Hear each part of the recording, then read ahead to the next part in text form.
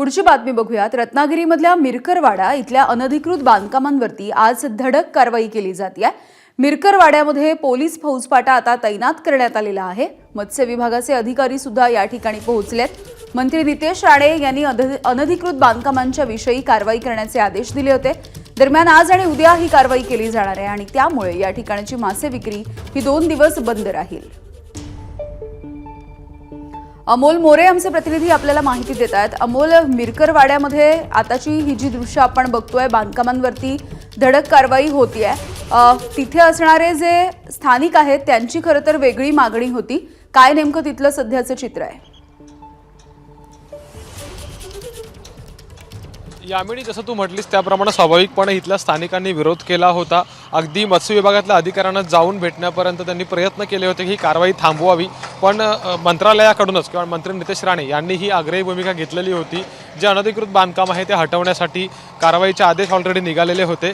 त्यामुळे जो विरोध साधारणपणे ऑफिसमध्ये जाऊन करण्यात आला होता किंवा तो दर्शवण्यात आला होता तो कुठेही उपयोगी आलेला नाही आहे। साधारणपणे 319 अनधिकृत बांधकामं होती या ठिकाणी आणि जर आपण एरिया बघितला तर काही एकरचा हा एरिया आहे जो अगदी मिरकरवाडा जेट्टी, जे राज्यातल्या काही लीडिंग जेट्टी आहे जिथून खूप मोठ्या प्रमाणात मत्स्य उत्पादनाचं आर्थिक उलाढाल होत असते, अशा जेट्टींपैकी एक आहे। आणि इथंही अनधिकृत बांधकामं होती, काही पक्की बांधकामं होती आणि अर्थातच आज सकाळी साधारणपणे 6:45 वाजल्यापासून साधारणपणे 5:30 ते 6च्या दरम्यान इथे फौजफाटा दाखल झाला मत्स्य विभागाचे अधिकारी आणि त्यांनी या ठिकाणी कारवाई केलेली आहे।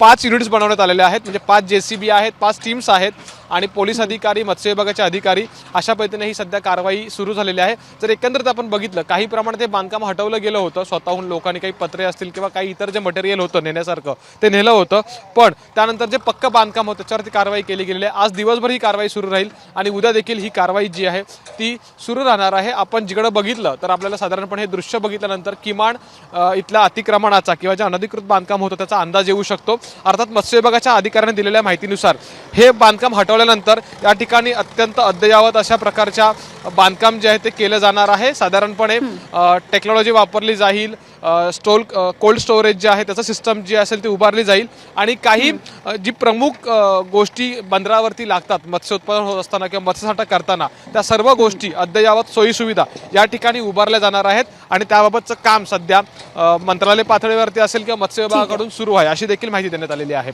यामिनी, ठीक आहे, अगदी धन्यवाद अमोल या माहितीसाठी। ABP माझा, उघडा डोळे बघा नीट।